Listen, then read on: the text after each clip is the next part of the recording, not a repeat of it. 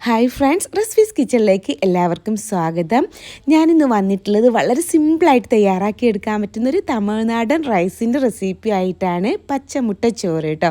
വളരെ സിമ്പിളാണ്. ഇതിപ്പോൾ തനിച്ചൊക്കെ വീട്ടിൽ നിന്നൊക്കെ വിട്ട് തനിച്ചൊക്കെ നിൽക്കുന്ന ആളുകൾക്ക്, അതുപോലെ തന്നെ ബാച്ചിലേഴ്സിന്, പിന്നെ കള്ളന്മാരായിട്ടുള്ള ഉമ്മമാർക്കൊക്കെ ഉണ്ടാക്കിയെടുക്കാൻ പറ്റും കേട്ടോ.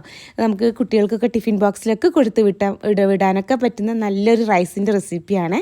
അപ്പോൾ എന്തായാലും വീഡിയോ സ്കിപ്പ് ചെയ്യാണ്ട് കാണുക. അതുപോലെ വീഡിയോ കണ്ടുകൊണ്ടിരിക്കുമ്പോൾ ഇഷ്ടമാണെന്നുണ്ടെങ്കിൽ ആ ലൈക്ക് ബട്ടൺ ഒന്ന് ക്ലിക്ക് ചെയ്യാൻ മറക്കരുത്. ചാനൽ സബ്സ്ക്രൈബ് ചെയ്തിട്ടില്ല എന്നുണ്ടെങ്കിൽ ഒന്ന് സബ്സ്ക്രൈബ് ചെയ്ത് സപ്പോർട്ട് ചെയ്യാൻ മറക്കരുത് കേട്ടോ. ഫേസ്ബുക്കിലാണ് കാണുന്നതെന്നുണ്ടെങ്കിൽ ഫേസ്ബുക്ക് പേജ് ഒന്ന് ഫോളോ ചെയ്യാനും മറക്കരുത്.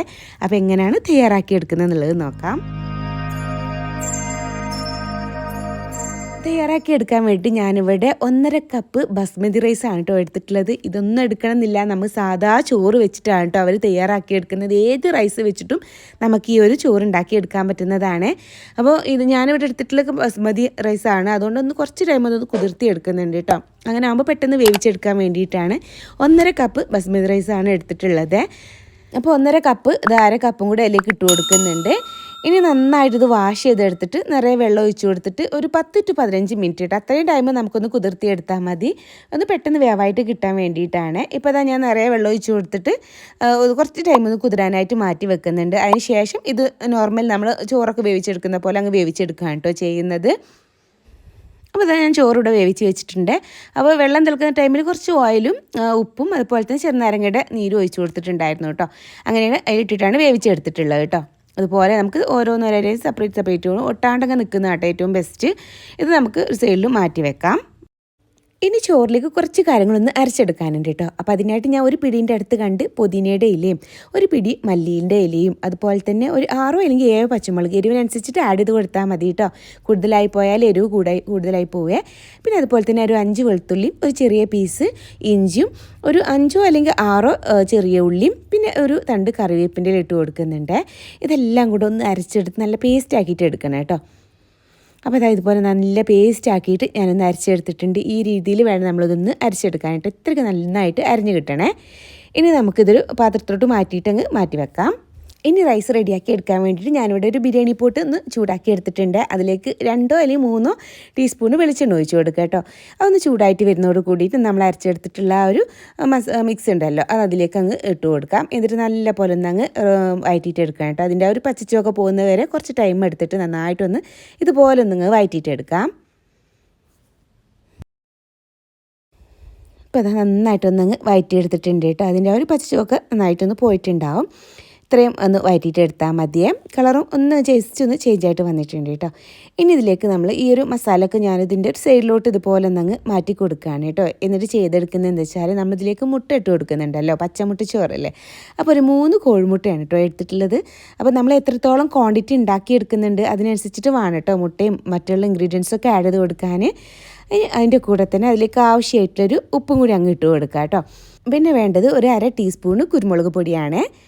അതിൻ്റെ കൂടെ തന്നെ ഒരു 1/4 ടീസ്പൂണ് ഗരം മസാലയും കൂടെ അങ്ങ് ഇട്ട് കൊടുക്കാം. 1/4 ടീസ്പൂൺ മതി കേട്ടോ. പിന്നെ ഒരു 1/4 ടീസ്പൂൺ തന്നെ മഞ്ഞൾപ്പൊടിയും കൂടി അങ്ങ് ഇട്ട് കൊടുക്കാം. ഇനി അതെല്ലാം കൂടെ നന്നായിട്ടൊന്നങ്ങ് ഇതുപോലെ അങ്ങ് മിക്സ് ചെയ്ത് കൊടുക്കുക കേട്ടോ. ആ മസാല കൂട്ടുന്നതിന് മുമ്പേ ഇതെല്ലാം ഇതുപോലെ ഒന്നങ്ങ് മിക്സ് ചെയ്ത് കൊടുക്കണേ. ഇതെല്ലാം ഇതുപോലെ ഒന്നങ്ങ് മിക്സ് ചെയ്തെടുക്കാം. ഇനി അതെല്ലാം കൂടെ നന്നായിട്ടൊന്നങ്ങ് മിക്സ് ചെയ്തെടുത്താൽ മതി കേട്ടോ. പെട്ടെന്ന് തന്നെ ആ മുട്ട ഒന്നങ്ങ് ചിക്കിയിട്ട് ഇതുപോലെ അങ്ങ് ആക്കിയെടുത്താൽ മതിയേ. ഞാൻ മസാല എല്ലാം കൂടി ഇതുപോലെ ഒന്നങ്ങ് മിക്സ് ചെയ്തെടുക്കാം. പെട്ടെന്ന് മിക്സ് ചെയ്ത് ഇതുപോലെ അങ്ങ് ആക്കിയെടുത്താൽ മതി കേട്ടോ. ഇതുപോലെ മുട്ട ഇങ്ങനെ ചിക്കി വേണം ഒന്ന് ആക്കിയെടുക്കാൻ. ഒരു ബുദ്ധിമുട്ടില്ല, പെട്ടെന്ന് റെഡിയാക്കി എടുക്കാൻ പറ്റുന്ന റൈസാണ് കേട്ടോ അത്. ഞാൻ മുട്ടൊക്കെ നന്നായിട്ടൊന്നങ്ങ് സെറ്റായിട്ട് വരട്ടെ. അതിൻ്റെ ആ ഒരു ഒട്ടലുണ്ടാവുമല്ലോ അതൊന്ന് ജസ്റ്റ് ഒന്നങ്ങ് പോകട്ടെ കേട്ടോ. ഇപ്പോൾ അതെല്ലാം കൂടെ നന്നായിട്ട് ഇതുപോലെ ഒന്ന് മിക്സ് ചെയ്തെടുത്തിട്ടുണ്ട് കേട്ടോ. അങ്ങനെ ഡ്രൈ ആയിട്ട് തന്നെ കിട്ടിയിട്ടുണ്ട്, സെപ്പറേറ്റ് ആയിട്ട് തന്നെ. ഇനി അതിലേക്ക് നമ്മൾ വേവിച്ച് വെച്ചിട്ടുള്ള ഈ റൈസ് ഉണ്ടല്ലോ അത് നമുക്കതിലേക്ക് അങ്ങ് ഇട്ട് കൊടുക്കാം. ഇപ്പോൾ ഈ ഒരു ബസ്മതി റൈസ് വെച്ചിട്ട് തന്നെ ചെയ്തെടുക്കണമെന്നില്ല, അതുപോലെ കൈമന്നെ വേണമെന്നില്ല. നമ്മൾ നോർമലായിട്ടുള്ള റൈസൊക്കെ ബാക്കി വരുമ്പോൾ കറിയൊന്നും ഇല്ലയെന്നുണ്ടെങ്കിൽ ഇതുപോലെ ഒരു മുട്ട മസാല ഉണ്ടാക്കിയിട്ട് അതിലേക്ക് ഈ റൈസ് അങ്ങ് ഇട്ട് കൊടുത്തിട്ട് നമ്മൾ നോർമൽ സാധാ റൈസ് അങ്ങ് ഇട്ട് കൊടുത്തിട്ട് നന്നായിട്ടൊന്നങ്ങ് മിക്സ് ചെയ്തെടുത്ത് സെറ്റപ്പ് ആക്കി എടുത്താൽ മതി കേട്ടോ. കറിയൊന്നും വേണമെന്നില്ലേനും പക്ഷേ കഴിക്കാൻ നല്ല ടേസ്റ്റ് വേണം ഇതുപോലെ ഒന്ന് ഉണ്ടാക്കിയെടുത്താൽ. ഇപ്പം ഞാൻ ഈ ഒരു ഉണ്ടാക്കിയെടുത്തിട്ടുള്ള ക്വാണ്ടിറ്റി ഒരു 4 പേർക്കൊക്കെ കഴിക്കാനുണ്ടാവും കേട്ടോ. ഇനി അതെല്ലാം കൂടെ നന്നായിട്ടൊന്നങ്ങ് മിക്സ് ചെയ്തെടുത്താൽ മതിയേ.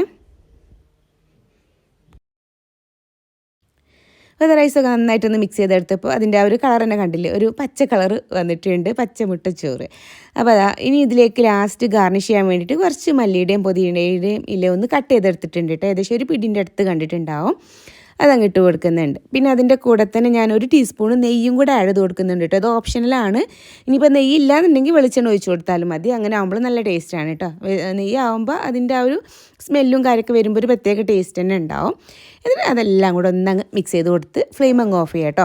ഇത്രയേ ഉള്ളൂ. വളരെ സിമ്പിളായിട്ട് തയ്യാറാക്കി എടുക്കാൻ പറ്റുന്നൊരു റൈസിൻ്റെ റെസിപ്പിയാണ്. കുട്ടികൾക്ക് സ്കൂൾക്കൊക്കെ കൊടുത്തു വിടാനൊക്കെ പറ്റും കേട്ടോ. അപ്പോൾ എന്തായാലും എല്ലാം ഇതുപോലെ ഒന്ന് തയ്യാറാക്കി നോക്കിയതിന് ശേഷം ഫീഡ്ബാക്ക് അറിയിക്കാൻ മറക്കരുത്.